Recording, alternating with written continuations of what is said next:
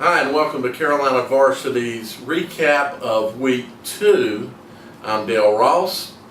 And this is Matt Morrow, also known as Penman. So we're going to run down the games. First, we'll start out with the games that we saw. I attended the Mallard Creek, or Butler versus Mallard Creek game. Saw a lot of comments on the site about how a lot of people felt like it was kind of the reverse of last year's Mallard Creek Butler game. Except for Mallard Creek was on the top end. Well, it was kind of like last year's game, except Butler scored, Mallard Creek didn't last year. And Mallard Creek didn't score as many points as Butler did last year. So, but I get what they're saying. It was a dominating game, I would say, after the first series. I didn't think there was any question who was going to win the ball game. Mallard Creek's defense was very dominating. I saw a post or a tweet from Langston that said that Mallard Creek Butler only had 10 yards at halftime. And that's probably right. I tell you, they were this close to getting a safety after I think Butler got the ball somewhere around their 20-yard line, 25-yard line. It was a very dominating game, but Mallard Creek didn't put the points up. So a lot of us thought that Mallard Creek should have been up 28-0 at halftime. That was how dominating it was and how little Butler was able to generate on offense.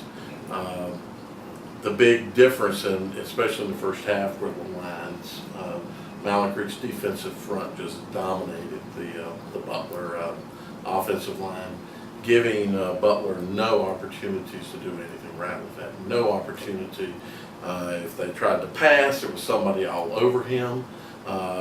He was definitely pressured. LeMay and everybody else was hitting in the backfield. You know, there were first hits occurring in the backfield, not up at the line of scrimmage. So, in my opinion, people complain about the Butler wide receivers, but wide receivers didn't really get an opportunity to do anything because of what was happening on the front. To me, my big takeaway from this game was Pittman. I didn't realize this kid was as good as he is. He's got speed. I think he's got pretty good vision. When I look back at some of my pictures, I saw some lanes that maybe he should have taken the other lane. But I want to tell you, when he saw something, he made his cut. Very impressive. His cut, no loss of speed, and he's like a bull. He delivered a couple of hits on linebackers and DBs that were just phenomenal. He was the guy doing the hit, and they weren't hitting him. So very impressive. I think his numbers were 18 carries for 152 yards and 2 touchdowns. Good game, very impressive. So, to me, Mallard Creek still got a little bit of work to do. I talked with Coach Brand after the game, and he said that the run game he knows it's very important. A lot of people have hounded him about that, about not getting on your horses and running. And his comment was that he knows that they need that run game in late November, into December.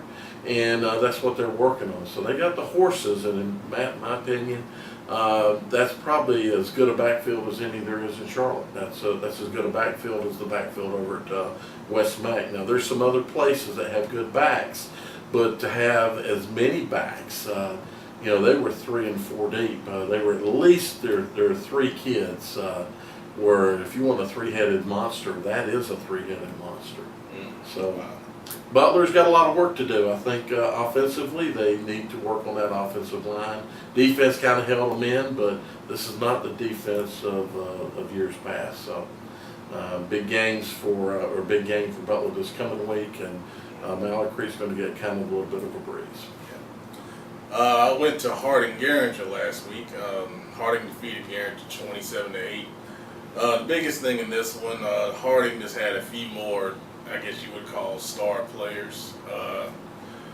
Garinger, we've talked about them struggling over the years and such. Numbers were about 25, 30 kids.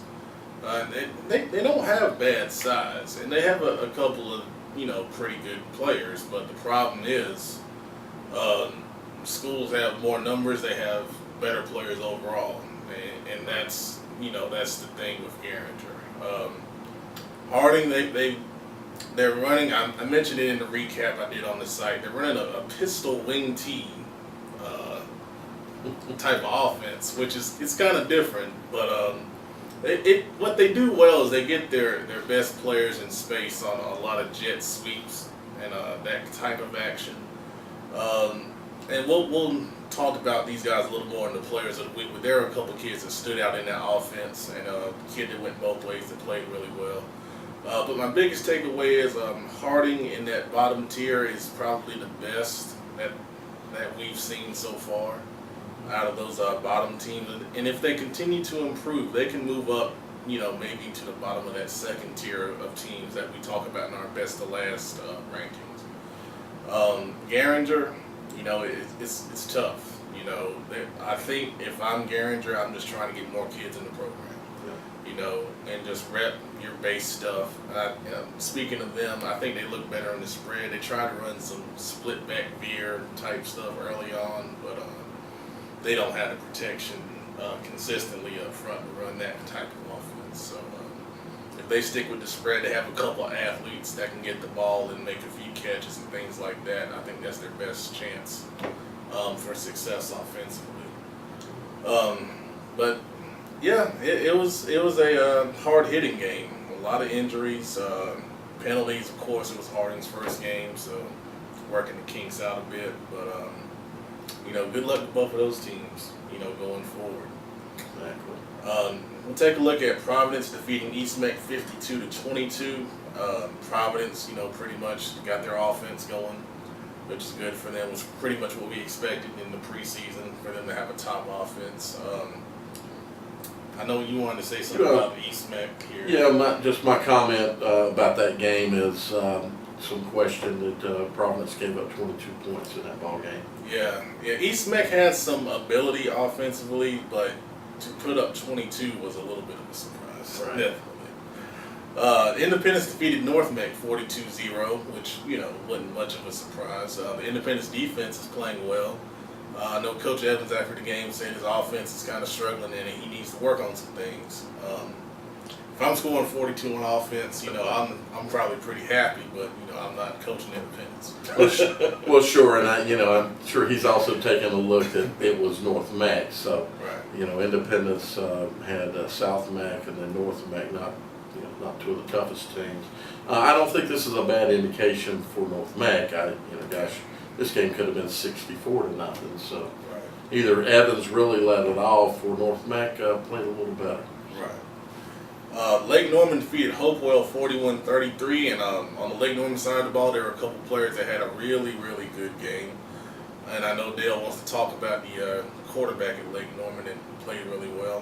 Hopewell, you beat Garinger, then you lose to Lake Norman. You're still kind of trying to figure out where Hopewell is here. But it looks like defensively they had some issues stopping the pass, definitely, in this one. Yeah, just that Josh Ladowski accounted for 5 touchdowns, 4 passing, 1 rushing. So he had a pretty good game. I think we both picked Hopewell to win this ball game.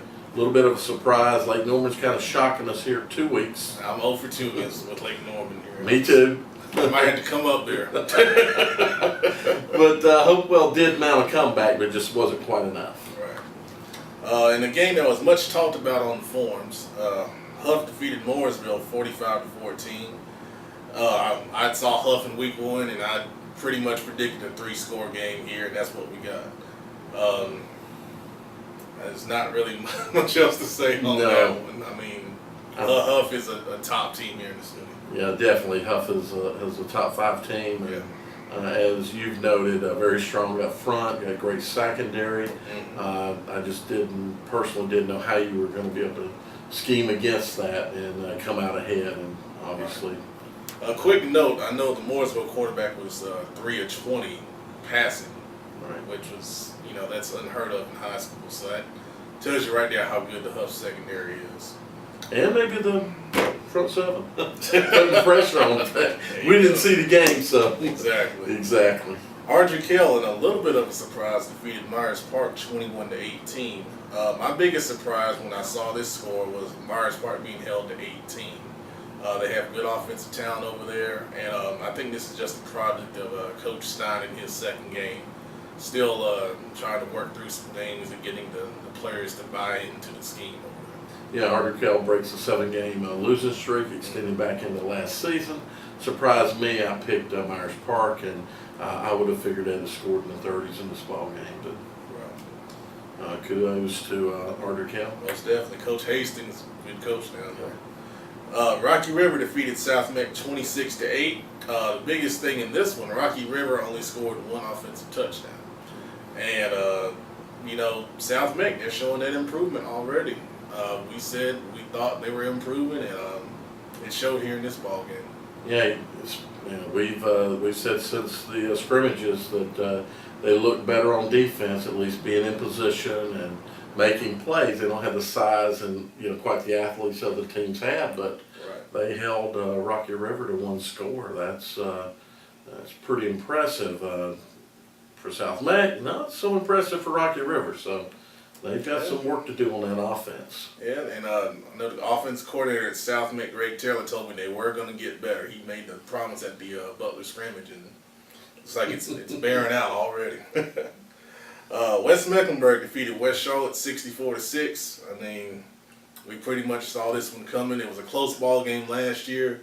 I think at that time, West Meck was still trying to figure out who they were as a team. This year, that's not the case. Big games from the star players at West Meck. We'll talk about them a little bit later in Players of the Week. Yeah, not much to say other than it's always good when an Indian turns a lion into a kitty cat. But this is exactly, I think, what we expected.